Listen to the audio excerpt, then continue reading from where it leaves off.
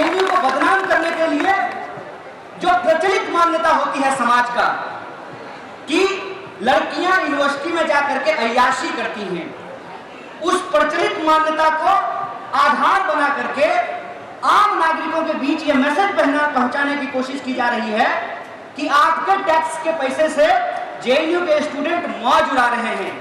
तो मैं देश के प्रिय टैक्स पेयर्स को कहना चाहता हूं कि हमारे ऊपर तो 10-20 करोड़ खर्च किया जाता है, प्रधानमंत्री जी की यात्रा पे 255 करोड़ रुपया खर्च किया गया है। हम आपके पैसे पे और जेएनयू के स्टूडेंट आपके पैसे पे अय्याशी नहीं कर रहे हैं। आपके पैसे पे अगर कोई अय्याशी कर रहा है तो वो इंसान है जिसको आप अपना प्रतिनिधि चुन करके इस देश की संसद में बिठाते हैं, वो आपके पैसे पे अय्याशी कर रहा है। आप देखिए कि टैक्स पेयर के पैसे से यूनिवर्सिटी नहीं चलनी चाहिए, लेकिन टैक्स पेयर के पैसे से गुजरात के मुख्यमंत्री के लिए 192 करोड़ का प्राइवेट जेट जरूर खरीदा जाना चाहिए। अभी हरियाणा की सरकार ने कहा कि जो हरियाणा के विधायक हैं उनको 20,000 रुपया अलग से दिया जाएगा बिजली बिल देने के लिए, हमसे अलग से पैसा लिया जाएगा बिजली बिल को वसूल करने के लिए। विधायक जी करोड़पति हैं, अरबपति हैं, उनको फ्री में रहने के लिए घर मिलेगा, लेकिन स्टूडेंट को फ्री में रहने के लिए हॉस्टल नहीं मिलेगा। ये मानसिकता क्या है, इस मानसिकता को समझिए। और ये जो आपकी मूल लड़ाई है, उस मूल लड़ाई को बार बार गुमराह करने के लिए कहते हैं कि टुकड़े टुकड़े गैंग के लोग यहाँ पे पहुंचते हैं। मैं यहाँ खड़ा हूँ, इस मंच से खड़ा होकर के बोलता हूँ, सरकार को चैलेंज करता हूँ, है तुम्हारी कुवत, फाइल करो चार्जशीट, जेल में डालो, फांसी पर रखा दो, लेकिन इसके नाम पर जो तुम जेएनयू के विद्यार्थियों को बदनाम कर रहे हो, इस बदनामी की साजिश को हम बर्दाश्त नहीं करेंगे। क्योंकि हम तुमको बता देना चाहते हैं कि अरे अब हम तो अभी पढ़ करके जेएनयू से निकल गए, हमसे पहले कितने आए, जेएनयू में पढ़े और जेएनयू का नाम रोशन कर रहे हैं। आप जानबूझ करके हमको और हमारे जैसे लोगों को एक बैड एग्जाम्पल की तरह, एक सिंबोलिज्म करके इस पूरे के पूरे यूनिवर्सिटी की लेगेसी को आप बदनाम करना चाहते हैं। तो मैं कहता हूं कि मुझसे जेएनयू की पहचान नहीं है, जेएनयू के सहारे मैं खड़ा हूं, जेएनयू के पहचान से मैं चल रहा हूं। अगर आपको जेएनयू की पहचान करनी है तो जेएनयू की पहचान किसी एक घटना से नहीं होगी, उसका 50 साल का जो समाज को कंट्रीब्यूशन है उससे होगा। और उस घटना के संबंध में भी मैं आपको बता देता हूं, इस बात को हमेशा याद रखिएगा कि किसी विधवा महिला को जब समाज में बुरी नजर से देखा जाता है, जब उस पे उसके साथ बदतमीजी करने का प्रयास किया जाता है, अगर महिला उसको चुपचाप बर्दाश्त कर लेती है तो वो बहुत सती सावित्री हो जाती है।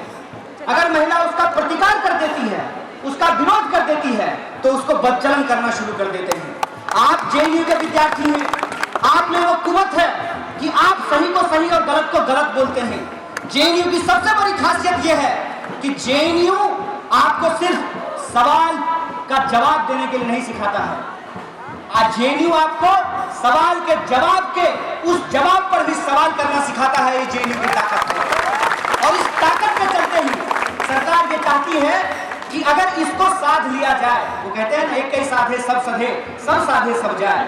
उनको लगता है कि जेएनयू को अगर हम साध लिए, जेएनयू को अगर हम जियो मॉडल का यूनिवर्सिटी बनाने में कामयाब हो गए तो बाकी यूनिवर्सिटी की हालत तो आप जानते हैं। मैं बड़े शर्म के साथ एक बात आपको बताता हूँ, बिहार के उप मुख्यमंत्री सुशील मोदी का एक ट्वीट आया है।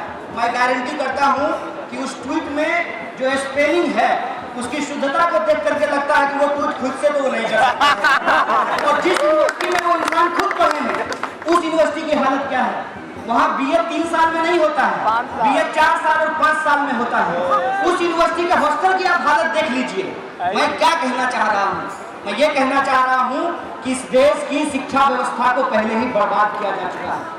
आप स्टेट यूनिवर्सिटी को जाकर के देख लीजिए, आप सरकारी स्कूलों को जाकर के देख लीजिए, आप सरकारी शिक्षण संस्थानों की हालत को देख लीजिए। कुछ गिनी चुनी यूनिवर्सिटी हैं जहाँ पे ठीक से पढ़ाई हो रही है, और जहाँ पढ़ाई हो रही है वो भी सरकार के आंख में कांटा बना हुआ है। इसीलिए उनका यह प्रयास है, जैसे महाभारत काल में द्रोणाचार्य ने एकलव्य का अंगूठा काट लिया कि कोई वंचित धनुष सीखने का साहस नहीं कर पाए, उसी तरीके से ये जो आज के द्रोणाचार्य हैं ये फीस बढ़ा देना चाहते हैं कि आज के वंचित लोग अपनी पढ़ाई नहीं कर पाए। ये जो साजिश है, ये जो मॉडल है, उसको समझने का जरूरत है। और सबसे दुखदाई बात यह है कि जिनके बच्चे यहाँ पे आकर के पढ़ते हैं, उनके दिमाग में सबसे ज्यादा यह बात घुसाने का प्रयास किया जा रहा है कि आपके पैसे की बर्बादी हो रही है। इसके डेटा पे हम लोगों को बात करना चाहिए कि कहां पैसे की बर्बादी होती है। जब 3000 करोड़ रुपए में इस देश में मूर्ति बनती है, तब पैसे की बर्बादी नहीं होती है। लेकिन किसी यूनिवर्सिटी को जब पढ़ाने के लिए पैसा दिया जाता है, तब पैसे की बर्बादी होती है। ऐसा क्यों होता है? ये नजरिया क्यों बनाया जा रहा है? ये नजरिया इसलिए बनाया जा रहा है कि मेरिट के इस लॉजिक में फंसा करके जो हमारी असली लड़ाई है, उसको गुमराह किया जा सके। कहते हैं कि जेएनयू के स्टूडेंट को मेरिट नहीं है, तो मैं पूछना चाहता हूं कि अमित शाह का जो बेटा है, जो देखने में बिल्कुल उनका फोटोकॉपी लगता है, जो जय शाह है, उसका क्या मेरिट है? उसको कैसे बना दिया गया है बीसीसीआई का सेक्रेटरी? मैं तो कहता हूं कि जेएनयू के किसी स्टूडेंट को पकड़ करके अमित शाह खुद अपने कमरे में बुला करके क्रिकेट के डकवर्थ लुईस नियम पर ही बहस कर ले, उनका बेटा से ज्यादा मेरिट का लॉजिक कहां से आता है?